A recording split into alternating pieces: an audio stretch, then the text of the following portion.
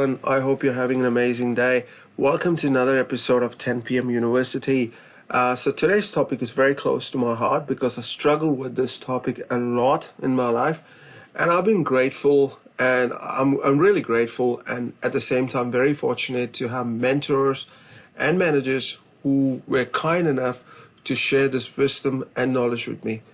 Right? So today's topic is how to handle difficult conversation.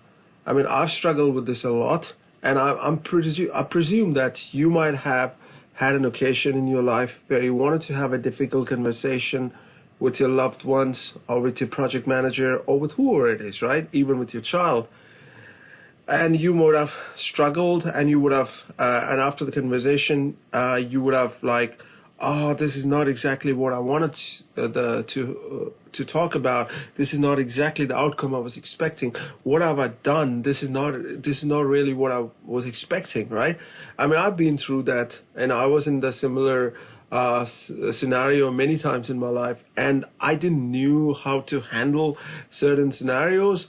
But what I'm going to do today, I will share with you 4 tips, right, which I've learned, which I try to use every time I encounter a difficult conversation, and trust me, it has really helped me. So I'm bringing this from my personal experience, which has really worked on me. It's from a guy who often struggled with having a difficult conversation. So I managed this in a very efficient way with these 4 tips I'm going to share with you, and I hope you will enjoy it. At the same time, I hope that you will get some value out of today's session, right? The number one is you need to pick up a right place and time, right? If you wanted to have a difficult conversation with someone, it's very important you need to pick up a place which is comfortable for you as well as for the other person, right? The worst thing you can do to have a conversation in a place which is awkward for both of you, right? Imagine if you are someone, right? Let's take an example of a workplace, right? You wanted to have a difficult conversation with your coworker. Would you be comfortable going and discussing with your coworker in front of everyone? You know, that will cause embarrassment for him or her, and for as well as you as well. Right, so it's very important, you know, like, let's say, let me give you an example. If I wanted to have a difficult conversation with someone, I will say, hey, would you keen to go out for a coffee, say, an afternoon or probably later today? I need to talk to you about, you know, some things. So would you be comfortable? So, I mean, most of the time people will be comfortable, you know, to go out and talk, you know, elsewhere, the problems they have. You know, I felt that works. I mean, it has worked for me most of the time. There are occasions where it was not so productive, but at the same time, out of 10, 9 incidents, I would say, were end up in a positive way, and one was, you know, kind of neutral, I would say. But so it works. It has worked for me. So, okay. Another thing, you need to put yourself in someone else's shoes, right? This is very important. If you're going to have a difficult conversation, you can't go with an attitude that whatever I'm saying is right and whatever the other person is saying is wrong. No, that won't work, because then you will be your cognitive bias will kick in. You will always think, look, that person, whatever he's saying, is not right. I mean, he always does things wrong. She always does things wrong. You know, I'm right. I'm always right. That attitude sucks. You know, I've experienced that. Even though at times you think that you are right and the other person is wrong, still you need to put yourself in someone else's shoes. Let me give you a very simple example, right? Let's say I'm giving an example from a software development point of view. Please don't think that, you know, I'm bringing on. I always talk about software development because I work in a software development. No, you can relate to whatever environment you want, right? I mean, that's not my intention. I mean, I just wanted to give you a very example that happened to me in the past, so I can give you a real life example, right? So I worked on this specific project, right? So I been working on this project for 6 months, and project was going quite well, and it was one of very critical project. And it was not in this current company. It was in one of the 4 companies I worked like 8 or 9 years ago, right?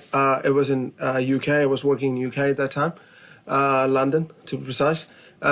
So this project was going quite well. So, and I was there. I was doing this small change on this project which I've been working. And for some reason, for whatever reason, I kind of missed that part of the change.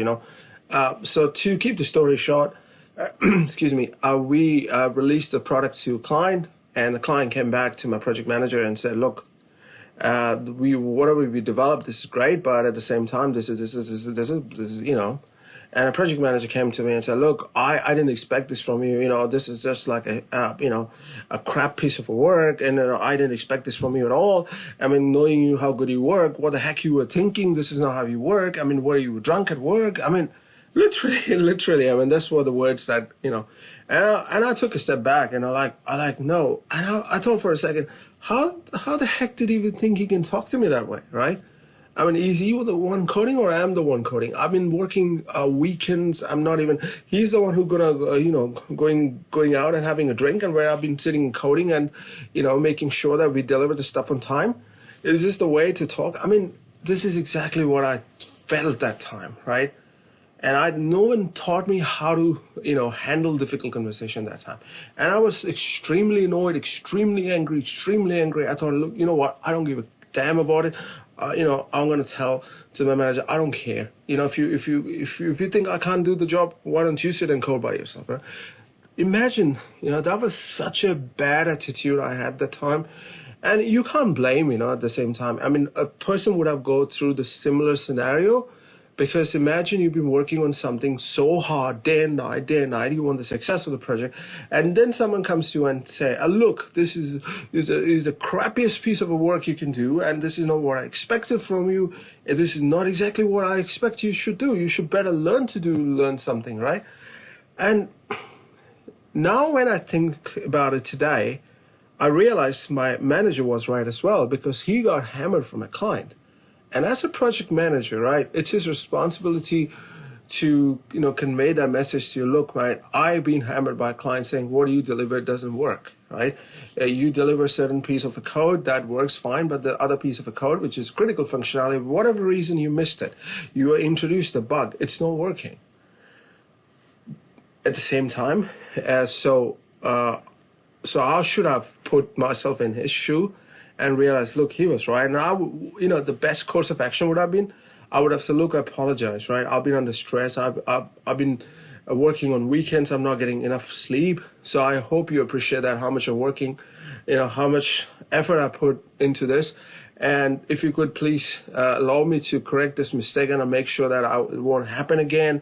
And at the same time, you do appreciate, right? I mean, the team is completely stressed. We are, working late hours. And so if I would have conveyed that, the project manager would have understood. And he said, look, because the person I worked with, he's a great guy. I mean, he never lost his temper. So that's what really put me in the back foot, thinking, how the heck he can talk to me like that? Because he never spoken to me like that, right? So, and unfortunately, still today, we are in a very good relationship. So, because, as I said, that he's a great guy. And, so I remember that I had an opportunity to talk to him, a year ago about this one, and we just had a laugh about it. So, yeah, so please put yourself in someone else's shoes. And if someone tells you something, please don't, react, immediately, because, because you will be responding with your emotions, right? Not with a reasoning that time, right? Because you might be thinking, look, I've been doing all these kind of things, and why people are blaming me for it, right? At least they should learn to appreciate it, right? That's a very normal human feeling, right? But this is where you need to know how to handle difficult conversation. You need to try to put yourself in someone else's shoes and think from their perspective. If you do that, trust me, your conversation will go very smooth, right? Because the other person will appreciate, they will think, oh yeah, he appreciate, what I'm trying to say. So let me hear his point of view. So this will open up a communication channel, right? So the other person listening to you, right, will make sure that that person will pay enough attention to what you're trying to say. Instead of you getting defensive, right? The other person will also say, look, let's meet in the middle, right? Let's find out the solution. Let's work together and let's find a problem to the solution, right? That's one of the advice I wanted to give to you guys if you're listening today. Please put yourself in someone else's shoes. You will feel different there, right? I have changed a lot over the course of years, right? Because when you were young, right? I was in my 20s, early 20s, right? I never cared, I was just, but now I've learned a lesson a lot as I'm getting older and getting more mature. I'm trying to understand things in a better way. So that's the reason why I wanted to spread this message to you, right? So try to put yourself in someone else's shoes, okay? So point number 3, that is manage your emotions. This is very important, right? When you're having a conversation, this relates to my previous point I mentioned, to put yourself in someone else's shoes, right? If you don't do that, your emotions will go over the limit, right? So you need to watch out your tone, right? At times, when we get attacked, right? This is a human nature. When you are put in a scenario, right, or in a situation where you think you're getting attacked, your body will respond, your mind will respond in a defensive way, saying, "Look, how the heck you can talk to me like that?" Right? That's one of the reaction. So you need to, and plus your language can change, your tone can change, right? That's, you need to watch out there, right? Because getting angry with someone won't solve anything. My dad used to say one thing, right? And I still follow that. If you are angry with someone, right? Please don't talk to the person straight away, right? Come back after 24 hours. You will cool down and your approach will be different, right? If you're angry with someone, your response will be based on the anger. Response will be based, sudden response. You will not use your reasoning part of the brain much. You will use your emotional side of the brain, right?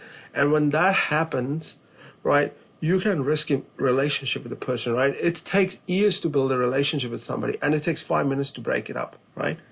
So as a leader, right, if you are a leader out there who's listening, right, it's very important that a leader should have high emotional intelligence. So a leader with the high emotional intelligence, right, will know how to handle a scenario. Imagine, let me give you a very classic example, right? I won't take much of your time today, but I just wanted to cover one very common example. Let's say your spouse, right, your wife or whoever, right, she came back from work and she saw she had a very bad day for whatever reason, right?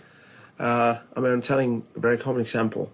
And then she comes to you and said, "Look, I was expecting something better from you, right? What's with that, your beer mug out there? I mean, I thought at least you should have a courtesy to put that in the dishwasher, right? Is that how you should keep your house clean, right? I've been working day and night, and you can't even bloody put that thing in your dishwasher, right? And what happened to your husband? You go defensive, right? Or partner go defensive. Look, who are you to tell me to do this, right? You think I'm baking potatoes all day? I had a long day as well, right? And it was just lying there. It's not sitting on your head, right? As if to make a big fuss about it. Well, what are you getting charged about it? Right? Right. That's where emotions comes in the picture, right? And that's where emotions getting mixed up and getting angry, right? So in that case, it's very important to take a step back, right? And understand from the person point of view, right? That your spouse might be had a very, very, very bad day, right? And that was not her intention to come home and yell at you and rant at you, right? She might want, because she or she is someone, likes you very much, because that is your partner, right? But her intentions were very, very clear because they wanted to make sure that house is tidy, right? But if you would have said let's say how the reaction will change, right? If you would say when your partner comes and say to you, "Look, the same thing, right? Same scenario. Look, I was expecting better from you. At least you should have courtesy to put the beer mug in the dishwasher, right?" If you would have said, "Look, hon, I'm sorry, I had a very rough day. I understand that, you find this kitchen untidy. My apologies. I'll make sure I'll do that. And can I ask you, how's your day been?" Right? The whole, tone changed, right? And your partner were like, "Okay, yeah, you know what, I had just a bad day." And the person might even say, "Look, I'm sorry, I didn't mean to yell at you." And that's how you reconcile, right? This simple change, management of your emotions can do wonders, right? Because it's a human nature, we get charged up and we yell at each other. It's very normal, right? This is where we need to control our emotions when we are dealing difficult conversation. And difficult conversation is a time when emotions will get charged up. I have noticed in my life, I've noticed with me. So this is something which will take a long time to work on. But trust me, if you work on it, it will do wonder for you, right? And the person and your relationship with the person you can take it to the very next level, and you will have a very rewarding relationship with your coworkers, with your partner, with your managers, whoever it is, right? Okay? Right. So, the last thing, you need to work out the purpose of conversation, right? Before you invite someone for a coffee or before you find a space and time, for a conversation, right? You need to find out what you wanted to get out of this conversation, right? It's very important. You need to figure out what all the outcomes you want out of this conversation. Just because you're angry with someone, because you wanted to have a conversation with someone, you need to prepare in advance, right? What exactly you wanted to get out of this conversation, right? If you are not prepared, and if you don't know what you're getting into when you're having a conversation, then it's just a waste of time, right? Instead of making it better, you're gonna make it worse. So write it down what exactly you wanted to do, and probably eat an apple as well, right? It's good for your health. It keeps your thinking awake, right? So it's very important, right? And you should also work out how much you can negotiate, right?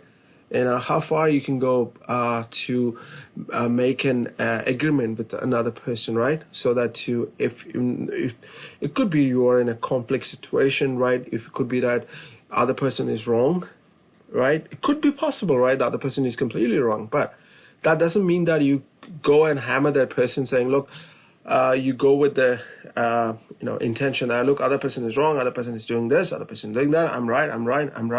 That's not going to work, ladies and gentlemen. That's never going to work, right? I'm telling you from my experience, it never worked for me. Not even a single time, not even with my mates, not even with my partner, not even with my managers, not even with my, with my parents. It never worked.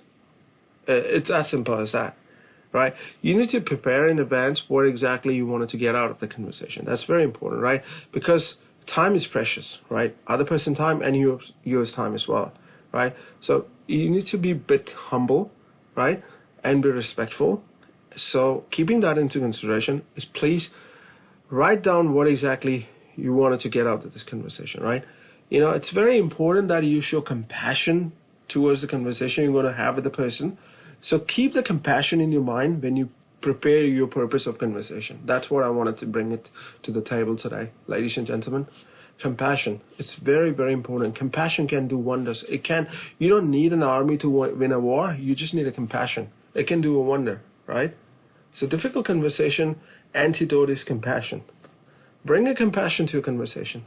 I can tell you, no matter how difficult the scenario is, you will find a solution, right? That's why the purpose of conversation is very important. How much you can bring a compassion to your purpose, that will determine your output of difficult conversation, right? This is all I wanted to share with you guys today. The 4 important things which I have learned. I'm telling you from my personal experience. I'm not making this up because everyone goes through a difficult time, difficult conversation with somebody. This is what worked for me. And I've tried different other scenarios, but these are the 4 things which I find it to be very effective. Every human being on this planet, on this solar system, you might wonder why this guy always talk about solar system. Look, guys, we have people living in space station, right? It's unfair to ignore them. They're a part of our Earth, but right now their home is in space station. So the best way I can say that solar system, right? Because it comes in our solar system, right? So, right. That's one of the reasons why I bring the word solar system. I don't know if we have another race living in another part of our solar system in other moons, but that's a different point of discussion, right? I don't know about it. Maybe NASA knows about it. Right, okay. So, that being said, this is all I wanted to cover today. So I hope you find some value out of it before going to sleep. Think about it, right? Are you going to have a difficult conversation with someone tomorrow? Or a week after, right? Or a month after? So, is this something you can try in your conversation? If yes, please try and do let me know how it goes, right? I'll be very keen to know. Because my main aim of, as I say, always say, of 10 p.m. University, right, is to empower everyone out there, right, to share knowledge, right, what I have learned, so I can share with you. So I'm gonna change this 10 p.m. University a bit later, a bit different in future. So what I'm gonna do, I'm gonna start a math week where I talk only about mathematics. I'm gonna talk. Then we have a computer week. We'll talk about programming, right? We have finance week. We talk only about finance, right? Different kind of stuff, right? Investment, insurance, and kind of stuff. And we talk about music. We talk about music, history of music. We talk about different people, and then we talk about art, paintings, because I wanted to, and then we talk about history, then we talk about different books. So this is something I wanted to bring because different people, not everyone have interests on similar topic, right? So I wanted to make sure that, different people get different things, what they're, expecting, because this is a 10 p.m. university, the word university, right, where you come and learn stuff, right? That's whole my purpose is all about starting this 10 p.m. university to educate the entire planet, right? And because we are very busy with different things. So, I mean, and sometimes we don't find enough time, to learn many things. So I thought, all right, why not I make a 20 minutes or 30 minutes video every day to bring some value to people's life, right? That's all I wanted to do, touch people's life in a positive way. So with that saying, I'm signing off from New Zealand. I hope you have an amazing evening. Adios and greetings.